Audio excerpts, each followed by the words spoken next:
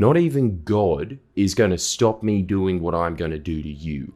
I know where your parents live, and I know you have a dog. I'm going to stab it. That's a threat that the police allege was made by a notorious bikie who, for legal reasons we can't name, so we're just going to call him Tony K. Police allege he made this threat over the phone to plumber Stephen Toy back in March of 2009. What was alleged by police to have happened in the weeks after this threat was made is absolutely, for lack of better words, insane. If you follow the people, the money, and the companies that were all connected to Tony K and this threat, and you follow them for years down the line, what you'll find is a web of disturbing connections to some of the most senior political and senior business figures in Australia. This is a story about the kings of Sydney's property development industry, an attempt to make sense of their coronation. The following information has been gleaned from court documents and police statements Friendly Jordies has viewed, namely from police statements of Stephen Toy, a self-employed plumber from Western Sydney. We'll begin in 2009 when Stephen Toy, then aged 27, alleges he was friends with a man by the name of Andy Nahas. Andy Nahas at the time was a 20-year-old man from Marylands. His family had been in the property development business for quite some time, running Nahas Constructions. Stephen claims that he knows Andy from growing up around the Guildford and Marylands area, and that he also went to school with one of Andy's older brothers, either Joe or Fadi Nahas. Joe, who also goes by the name of Yusuf, was director of Nahas Constructions at the time. We'll get to that company soon. Anyway, the police statements given by Stephen Toy detail this strange story wherein Andy is owed money, around $4,500, by some man who was unidentified in the first statement, but in the second is referred only to as Andrew. The lack of $4,500 forces Andy to borrow $1,000 from a different unnamed man. Stephen, being the good friend he is, realises his mate knows Andrew's older brother, so he approaches that mate to see if he can get him to convince Andrew to give Andy back the $4,500 that Andy lent. You following? Yeah, look, it's an extremely convoluted chain of debts that doesn't really make that much sense. And in all honesty, I don't think it's entirely true, but just keep following. It's worth it. Stephen's mate does approach Andrew, and Andrew pays Stephen's mate the $4,500, presumably under the pretext that that money will go back to Andy. Once the money is paid, Stephen calls his mate, who apparently says that he's just going to keep the money for himself and not give it to Andy to who it is owed. Thus, Stephen, being the good friend that he is, claims that he began to give Andy a couple of $100s here and there to help him out. Here's the statement. I agreed to help Nahas by giving him money when I had spare. Over the next 3 months, I continually gave Nahas in approximately $300 amounts. During this period, Nahas continually told me he had no money and he owed people money. And it wasn't right when the male kept his $4,500 from Andrew. I'm sorry, but when do normal people involve such a large number of intermediaries when chasing a few $1,000s worth of debts? This story is just odd, but here's where it gets odder. Stephen begins receiving phone calls from a man that on his first police statement he refused to identify, figuring that it's the man that Andy Nahas owes $1,000 to. The first call is on the 19th of March. Here's an excerpt from Stephen's first police statement. About a month later, out of the blue, I got a phone call on my work phone. The number display on my phone said private number. I answered, and it was a male. He said, "How you going, Stephen?" I said to the male on the phone, "I'm fine. What is this regarding?" The male on the phone said, "It's about the money you owe Andy Nahas, because Andy owes me money." I said to the male on the phone, "It's between me and Andy. We've already worked it out amongst us." The male on the phone said, "Nup, you have to come and see me, because Andy owes me money and you owe him money, so now he has to pay and you have to pay." I thought this may have been male number 3 who Andy owed $1,000 to. I said to the male on the phone, "By chance, how much does he owe you?" The male on the phone said $10,000. I said to the male on the phone, "That's bullshit. What happens between me and Andy is between us. We're friends. What happens between you and Andy is between you and Andy." The male on the phone said, "I expect you to come and see me. Don't disrespect me." I hung up the phone, terminating the call. I did not recognize the voice of the caller. However, he did recognize the voice of the caller, as it's revealed in Stephen's second police statement. Not only did he recognize the voice of the caller, but the caller identified himself as a man that Stephen knew, Bandito's bikie Tony K. Needless to say, the recount of this call in the second statement that Stephen gave is a lot more interesting. I answered the phone and a male person said, "Yeah, Steve, it's Tony K with you, brother." I said, "Yeah, mate, how can I help you?" Tony said, "I need you to come and see me." I said, "What for?" Tony said, "It's got to do with Andy Nahas and some money." I said, "Mate, whatever got to do with me and Andy Nahas and money has to do with us. It has nothing to do with you." Tony said, Andy has been lying to me and he owes money and he hasn't told me the truth for a long time and I'm very upset with him. I'm going to speak with his brothers so I can get the money off them. I said, fair enough. I've got no money to give you. It has nothing to do with me. Tony said, I'm at my mother's house in Guildford, come and see me. I said, what for? I have no reason to come and see you. I'm busy, mate. Tony said, I'm showing you respect, so you should show me respect and come and see me. I said, I'll see what I can do in the next few days. In this second statement, Stephen also claims that he'd seen Tony K around the Marylands area, had family connection to him, and also knew him from when he used to work security at the Pink Pepper Lounge in Parramatta, where he'd see him with a man that for legal reasons we'll call Charlie D. The reason as to why Stephen did not identify Tony on his first statement could be somewhat related to the last few lines of his second statement. I truly think that they would hurt or kill me and my family. They already hurt me so badly I thought I was going to die, and this is why I am truly fearful for my life and my family's. Yeah, we'll get back to that later. Back to where we were though, it's then claimed in the days following this phone call, Stephen received numerous calls from a private number, which he didn't answer as he believed them to be from Tony K. This was until around the 23rd of March of 2009 when the police and Stephen alleged that Tony K rang Stephen's personal mobile, a number which Stephen claims only his mother, father, brother-in-law, sister, and a couple of close friends including Andy Nahas possessed. Stephen's second statement reads as follows. I received a phone call on my personal phone. There was a number displayed on the screen, but I did not recognize the number. I answered the call. A male said, it's Tony, what's happening? How come you haven't come to see me? I recognized this voice to be the same voice of the male who called me the first time, identifying himself as Tony K. I said, mate, I don't have time for your shit. Tony said, where are you now? I will come and see you. I said, no mate, nup. Tony said, not even God is going to stop me doing what I'm going to do to you. I know where your parents live, and I know you have a dog. I'm going to stab it. I said, okay, mate, no worries. Are you finished? Tony said in Arabic, I'm going to f*** your God. I said, no worries, mate. I could hear a male voice in the background say, we're going to your parents' house. We'll see you there. I hung up the phone. About a week later, I went to visit my parents at the service station. I bumped into a friend who told me Tony K was in hospital. He had been in a car accident. Because I hadn't heard from Tony, I realised this must have been why. Then there's a rather large time gap between this and the next incident in the statement. It doesn't really detail any alarmed conversations Stephen might have had. I guess he could have just been relaxed about some bikey f***ing his God. According to the statements, the next event occurs on Thursday the 15th of April. Stephen goes to work at his friend's house at Rydalmere, and throughout the day he receives numerous calls from Andy Nahas. About 1:30 PM the same day I saw a missed call on my personal mobile telephone from Andy Nahas. I called him back, Nahas answered and asked what time I finished work. I said not sure, probably 3:30, 4 o'clock. Nahas said, okay, what time will you be able to come and see me? I said, I will ring you when I'm free. The call ended about 3:30 PM. The same day I received a call from Nahas. I answered, Nahas said, what do you reckon the absolute latest is that you'll be able to come and see me? I said, I'm not sure, mate. Nahas said, what you reckon about 7? I said, I don't. Probably earlier. The call ended. About 5:30 PM I received another call from Nahas. At this time I was at another mate's house. Nahas said, how long are you going to be? I am in Guildford. I need to see you. We need to sort the money out. I said, just after 6 o'clock, I'm busy. The call ended. About 6 PM, I received another call from Nahas. I answered. Nahas said, I'm at Red Rooster. Can you come see me? I said, mate, give me 10 minutes and I will be there. I left my mate's house and I drove to the Red Rooster at Guildford. This is around where the statement takes a violent and dramatic twist. Stephen borrows his mate's van, drives to Red Rooster, and, well, again, there's very little point in doing anything other than reading the second statement. When I pulled into the driveway, I saw Andy Nahas in his car. It is a silver-coloured Toyota Camry Sportivo. Nahas was in the front passenger seat, another male was in the driver's seat, there was another male in the back seat. I think they are uni friends of Nahas. I parked the van next to his Camry and spoke with him through the window. Nahas got out of the car and came to my window. Nahas said, look, what are you doing? I said, I have to go load the van. I need at least an hour and then I'll meet you. Nahas said, okay. At this time, a black Commodore drove into the car park. Nahas said, look, there's Sarge's car. The Commodore had very dark tinted windows and I could not see inside. It parked on an angle about 3 meters from the rear passenger side of my van. I turned my head to the left and I saw all 4 doors of the Commodore open. 4 males got out of each door and ran to my van. At this stage, I only recognized Tony K.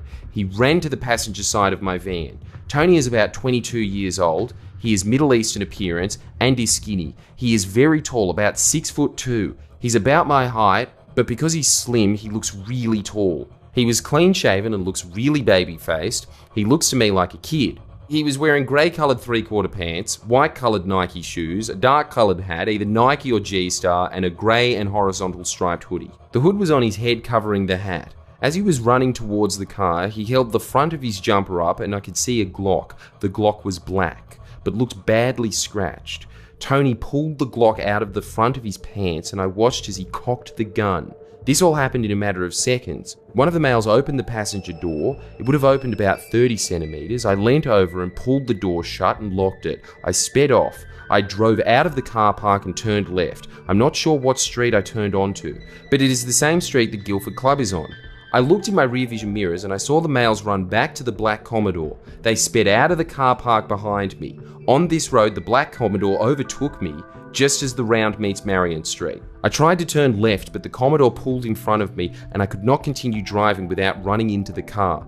Tony K got out of the rear passenger seat. He ran towards the van with his shirt up and I could again see the pistol. Tony ran toward the driver's side. I reversed backwards about 10 meters. I put the car back in first gear and drove back towards the roundabout. I drove straight through the roundabout and turned right at the Guildford Bowling Club. I drove all the way to Marylands Road. I again looked in my rear view mirror and rear vision mirror and I saw Andy Nahas's silver Camry speeding up behind me.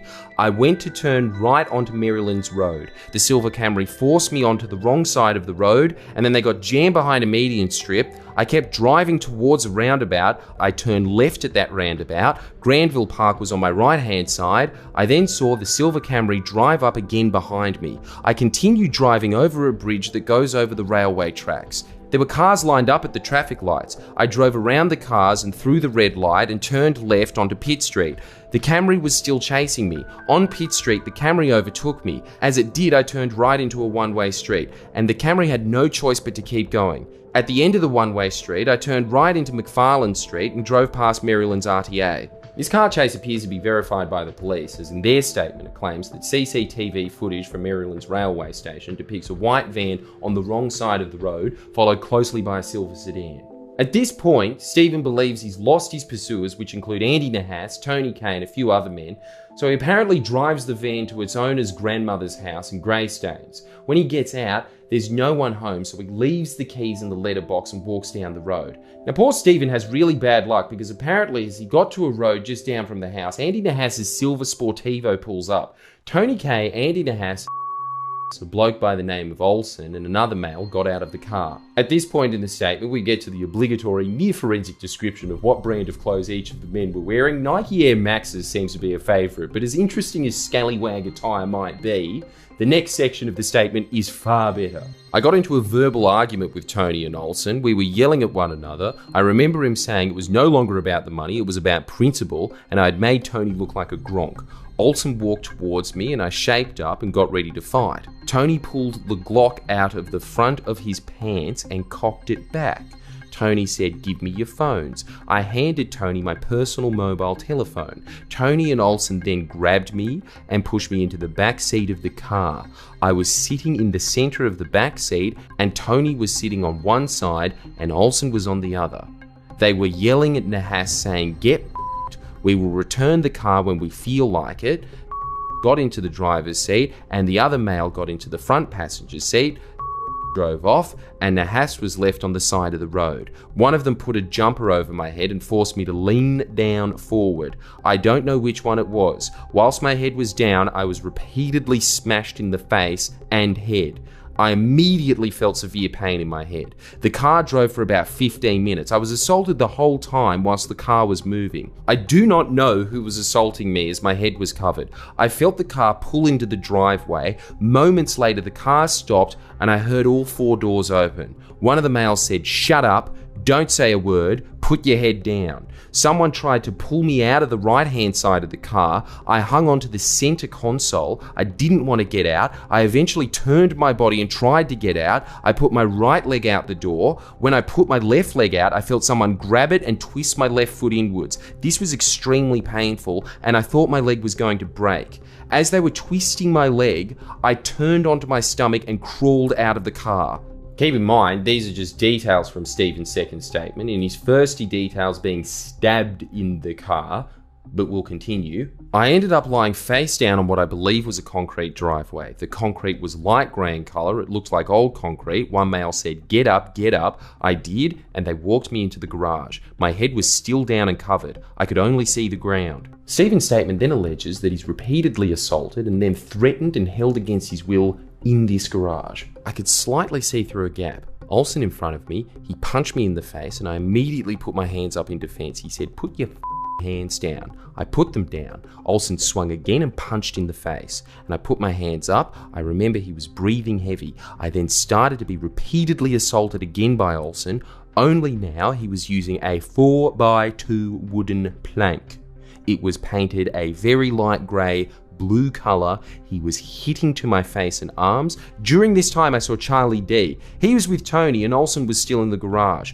I know Charlie D through work when I was in security. He had caused a problem at one of the clubs I was working at in 2007. Tony, Charlie and Olsen had a conversation. I heard one of them say, "What are we going to do with him?" I heard Charlie say, "Just cut him up and chuck him in the river." Everyone left me for a short time in the garage alone. Moments later, Olsen came back in and tied my hands and feet with cable ties and then gaffer tapes around the ties. Olsen then punched me in the right eye. I knew I was bleeding because I felt blood run down my face. He then punched me in the left eye and I felt immediate pain. I saw stars. He left me sitting on the ground, now with my hands and feet tied, and the cover was now off my head. I think it just fell off. Olsen turned the light out, walked out of the garage and pulled down the roller door. I heard a padlock lock on the outside. Sometime later, the roller door opened and walked in.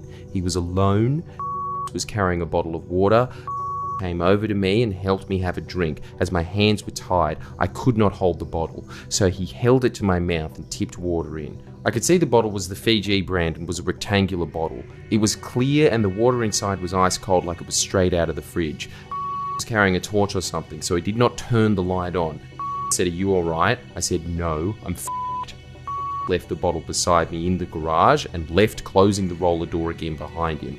Sometime later, approximately half an hour, the roller door opened and Olsen and Charlie walked in. They turned the light on. One of them said, "Get up, get up." They helped me to my feet and set me on a chair.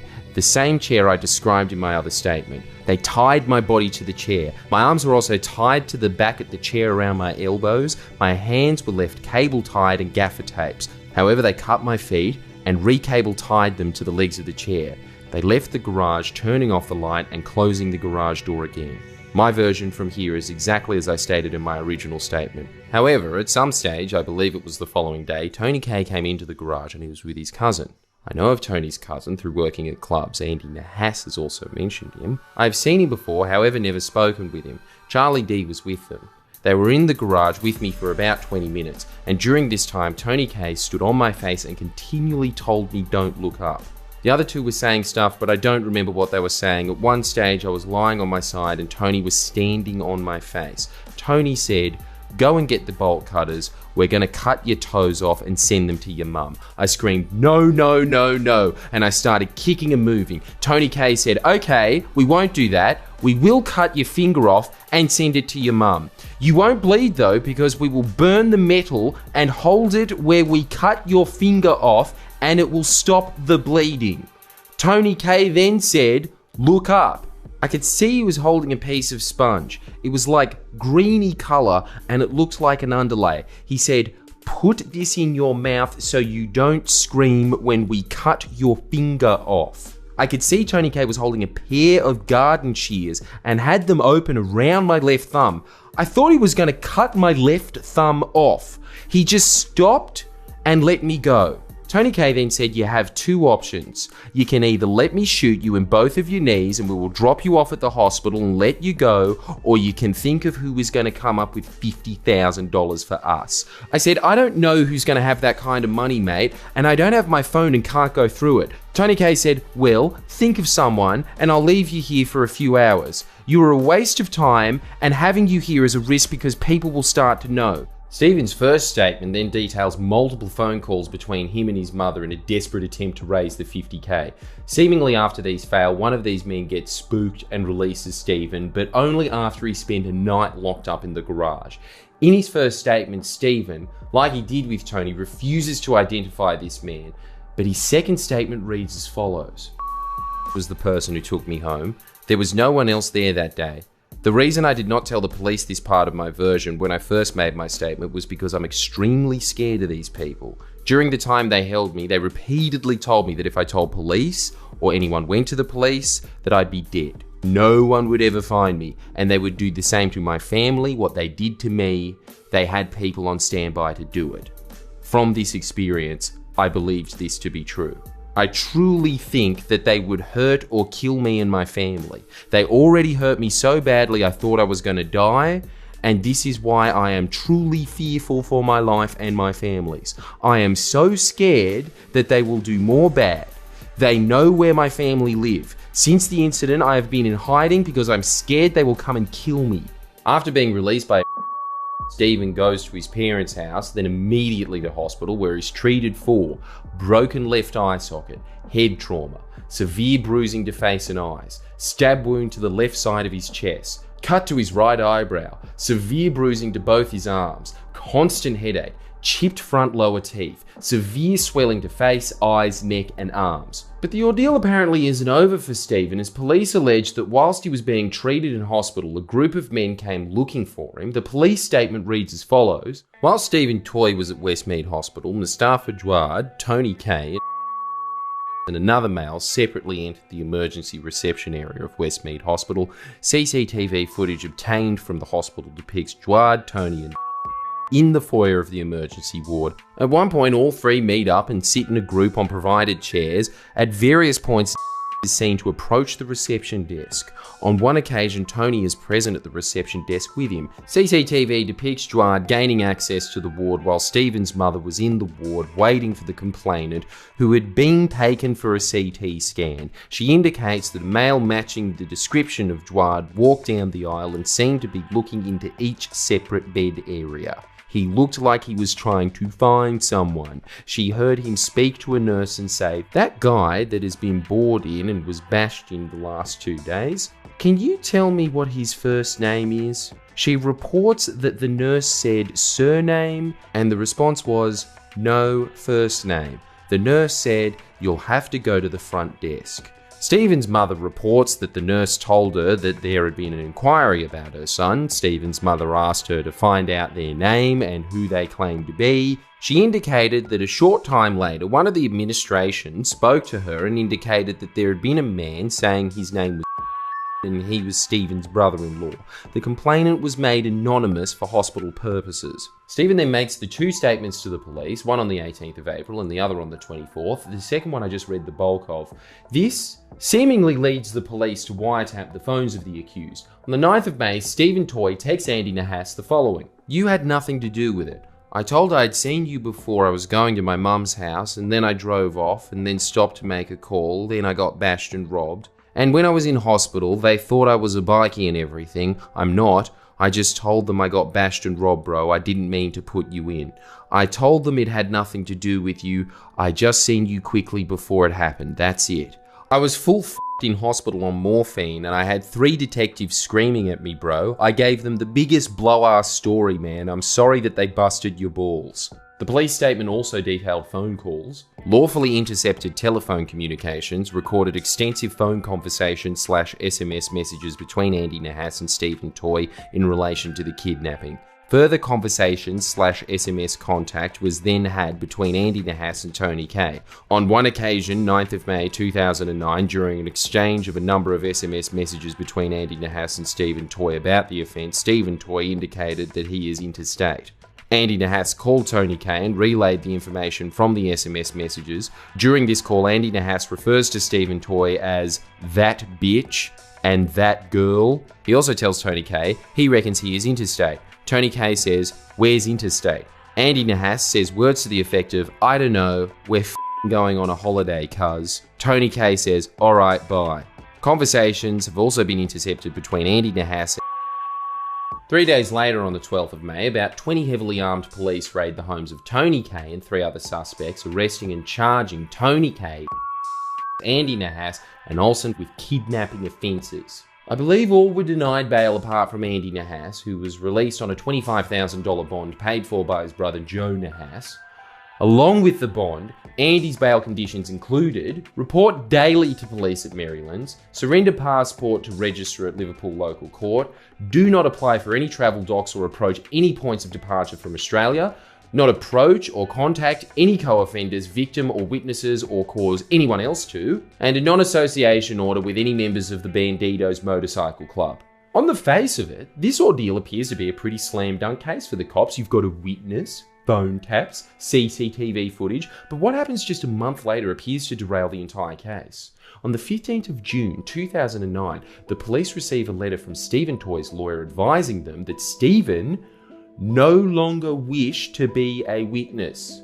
It reads as follows: Dear Detective Sergeant Woods, re Stephen Toy. We've been instructed to advise and represent Mr. Toy in relation to an investigation which we understand is currently being conducted by you and by other members of the gang squad. We understand the police spoke to our client on or about the 17th of April when our client was a patient at Westmead Hospital. Certain allegations were apparently made by our client at that time, although at that time we understand no person was identified by it. We were also instructed that on a subsequent occasion our client was spoken to at a police station. At that time, further information was provided by our client to police in which persons were apparently named by him. We are instructed that our client has serious reservations and concerns of the accuracy of the information he provided to police. He instructs us that he is uncertain about the accuracy of allegations he has made, particularly as he was under a regime of medication on both occasions following prescription by hospital medical staff, which includes sedatives and painkilling medication in addition to antibiotics. Our client is not able to provide precise details of the medication, but no doubt the hospital records would confirm the details if necessary.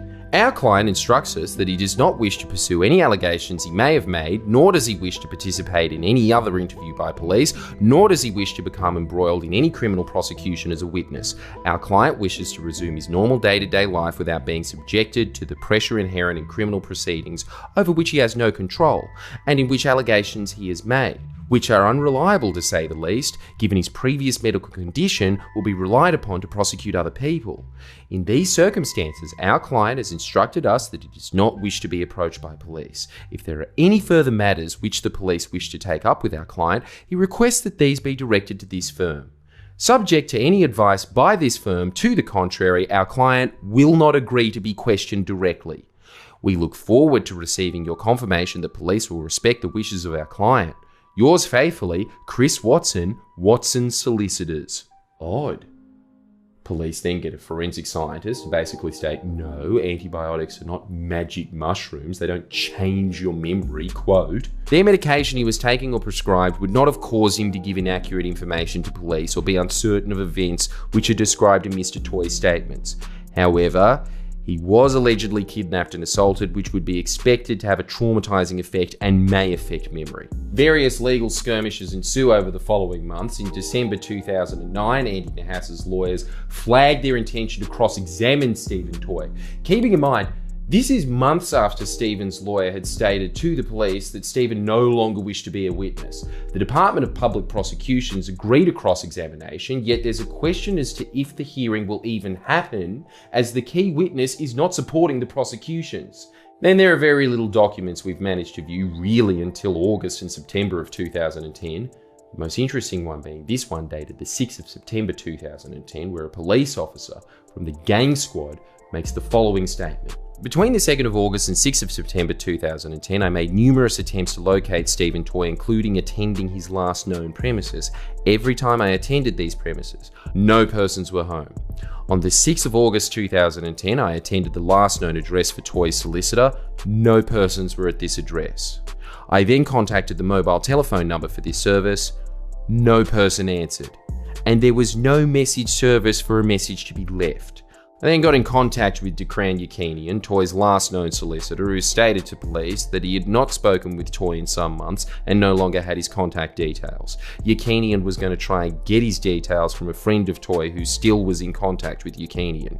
From this date, I've been unable to get in contact with Yakinian. The mobile telephone rings out and there's no message service. On Monday the 30th of August, I spoke with a source who stated that Toy was now friends with Tony K and would not be attending court even if he was issued with a subpoena. The source stated that Toy would rather be charged and sent to jail himself before attending to give evidence as a witness. Inquiries relating to the medical records and tax records have both been made and neither assisted in locating Stephen Toy. He disappeared. Police couldn't find Stephen. Fun fact, Toy's last known solicitor, Decran Yakanian, the one that police also couldn't contact, he had a professional misconduct finding held against him in 2019 for various reasons, including misleading a court. And the same day this statement is made by the police, the charges against Andy Nahas are dismissed. I believe it's the same for his co-accused. But it gets better for Andy and co, as not only are the charges dropped, the Department of Public Prosecutions pays for their legal costs. Andy gets over $30,000. Oh, but Andy was lucky already because according to documents viewed by Friendly Jordies, Nahas Constructions, the firm run by his family, was already paying his legal costs. That might explain why they were using Doyle's construction lawyers in a serious criminal matter. What a story as it is. An alleged violent kidnapping, police raids, phone taps, a witness seemingly disappearing. It's like the end of season 1 of The Wire. But to get to the real heart of this story, you have to see what the accused got up to in the 12 years following this ordeal. Tony K, up until recently, ran a construction business creatively titled K Constructions. He remained squarely in the eye line of cops in the years after the kidnapping charges, chiefly for an unsolved 2009 murder, an alleged murder that took place just months before the alleged kidnapping. No wonder Stephen was scared. For over a decade, this murder has gone unsolved and no perpetrator was arrested. Earlier this year, Tony K was charged with the murder, but who and what are the political connections to the people involved in this ordeal? Well, Andy Nahas also stayed in the construction industry, eventually becoming the secretary of a large property development group, Coronation Property, in 2016. Any guesses who Coronation Property hired as their executive director earlier this year? Yeah, it's John Barilaro. Again. Yes, bruz. Announcing that he was working for Coronation, the company that Andy Nahas, the guy police unsuccessfully alleged was a kidnapper, worked for as well, Barilaro grandly proclaimed, "It's rare in life to come across an opportunity where the vision excites you and the passion of the individuals behind the name is so infectious that it captures you. Let me introduce to you #Coronation Property. My next chapter begins." He just has an eloquent way with words. But what a short chapter that was. Not as short as the one that followed it. John goes to New York from February this year right up until he got his trade commissioner role. Well, right up until he thought he got the trade commissioner role. John Barilaro worked as the executive director of Coronation Property, the property development company run by the Nahas family. And the secretary at the time was our friend and co-star of the story that you just heard, Andy Nahas. Coronation Property is the company that grew from the ashes of Nahas Constructions, the company that paid for Andy's legal costs. Both have been directed by Andy's brother Joe Nahas, or Yusuf Nahas as he sometimes goes by. Nahas Constructions' connections to this alleged kidnapping are at the very least bizarre. Police claim that the phone calls that took place when Stephen was kidnapped between him and his mother, where he demanded $50,000 for Tony K, in exchange for not being chopped up and thrown in the river, those calls were made on a phone that was subscribed to a provider by Nahas Constructions. By the way, they also alleged that one of the co-accused was employed by Nahas Constructions. I believe at some point the police alleged that Tony K was also employed by Nahas Constructions, but statutory declarations submitted by Joe and Fadi Nahas of Nahas Constructions vigorously disputed that claim. Alleged bikie connections aside, the political and business connections of Nahas Constructions from around the time are compelling. Nahas Constructions donated $13,950 to the Liberal Party in 2010, leading up to the 2011 election. They also used to be the goalpost sponsor of the Parramatta Eels. In fact, it had been previously reported by the Sydney Morning Herald that director Joe Nahas in 2010 had facilitated an introduction between a Parramatta power broker and a member of the Obeid family. Coincidentally, in 2016, Tony Kay made headlines after Parramatta Eels footballer Corey Norman and Junior Palo and Penrith Panthers James Sagiaro were photographed dining with him and members of the alleged Alameddine crime family at Golden Century Restaurant. Later in the night, Norman was caught in possession of drugs at Star Casino. The footballers were issued warnings by police for consorting with criminals. But back to what happened to Nahas Constructions. Well, as the Obeids well and truly found out, all good things must come to an end.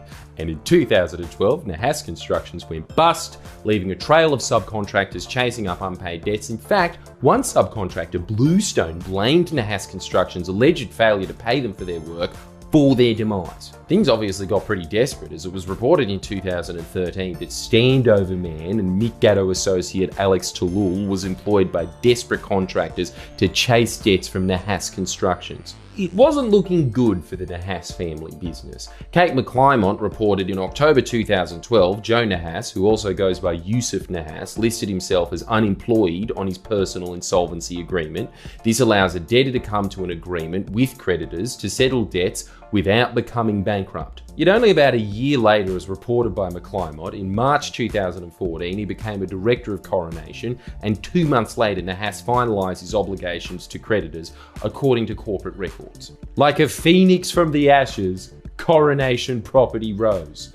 Coronation Property is a venture between the Nahas family and corporate lawyer and businessman John Landerer, who along with Joe Nahas became a director. Like the Nahases, John Landerer is also a Liberal Party donor, donating tens of thousands of dollars to the party over the years, including to the New South Wales fundraising body, the Millennium Forum. You know, the one that got busted accepting mafia donations and set up politicians with developers. With Joe and John as directors, the same Andy Nahas, who was charged with kidnapping, became a secretary of Coronation in 2016. Friendly Jordies has previously revealed that this is the same year in which Andy was also charged with assaulting a security guard. For this charge, the other director of Coronation Property, an esteemed lawyer John Landerer, provided a character reference for Nahas. How sweet. Wherein he claims, "I have no hesitation in advising my opinion that the offence is a one-off incident not likely to ever be repeated based on my belief that Mr. Nahas is a man of honesty and integrity and proud of his family's high standing in the community." High standing in the community. Andy was convicted of that assault, by the way. Don't worry, he was only fined $800. Not much for a man whose family owned $20 million houses. How far he's come since that alleged kidnapping. Plus, he's now in good company with ex-executive director John Barilaro's beef with a different type of working man.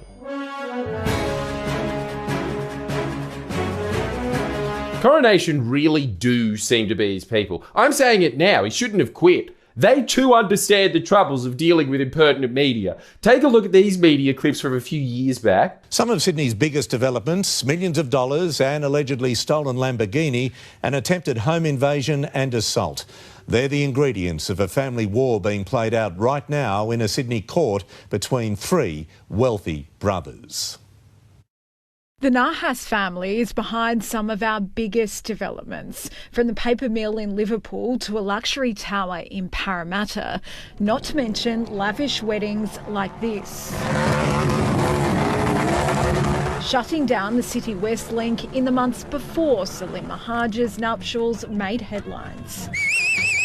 But the cracks started to appear earlier this year in the form of a family feud over millions of dollars.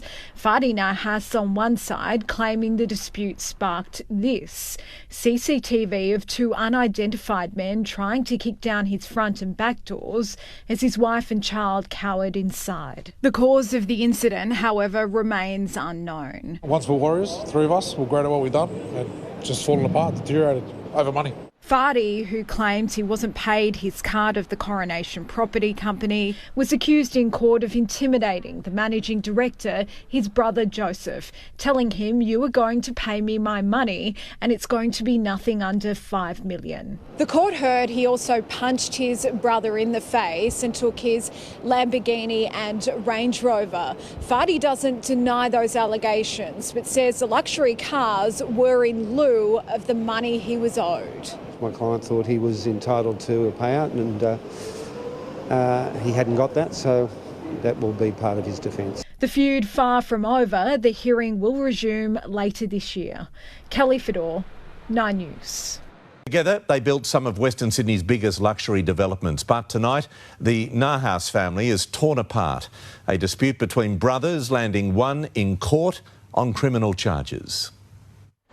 It's a decision which brought Fadi Nahas relief, but not much more. I'm very disappointed it came to this. I don't see it as a win for anyone. If anything, it's been a humiliation. Allegations he intimidated his elder brother and stole luxury vehicles withdrawn after Joseph Nahas decided he did not want to give evidence. The elder Nahas is the managing director of the Coronation Group, behind developments which include the paper mill in Liverpool and a luxury tower in Parramatta. It's that company which Fadi Nahas says they fell out over, admitting he took things too far in March when he confronted Joseph Nahas, saying, "You don't want to meet up, you dog," before he slapped and punched him. The magistrate accepted the assault came during the ongoing dispute between the brothers. She said this was out of character for a man who did not have a violent record. And so she handed Nahas a $1,500 fine. Families and money are always a problem. Most people would agree with that, but being able to resolve it is a great outcome. And Fadi Nahas says he'll still pursue the money he claims he's owed. So in due course, they will be resolved. Family trouble. Barilaro sure can empathise. These videos appear to be completely scrubbed from the net and were only available from databases, despite only being a few years old. I can't really offer much more information on them, but I wonder who sent those mysterious men to Fadi Nahas's house. Anyway, remember how Tony K, Andy Nahas's co-accused, was caught hanging out with people who police alleged members of the Alameddine crime family? Well, Friendly Jordies has something exclusive and cool to reveal. Here's a picture of the ex-Deputy Premier's ex-business partner and I guess ex-boss, considering the Nahas family runs Coronation, ex-accused kidnapper Andy Nahas hanging out with the Alameddines. There's Andy, all 5 feet of him. See that guy?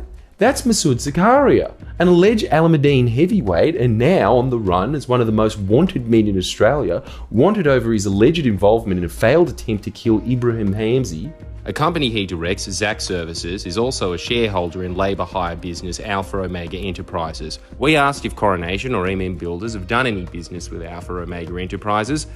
They didn't answer directly. This guy over here, that's Joseph Vokai, alleged leader of the KVT Islander gang that is aligned with the Alameddines.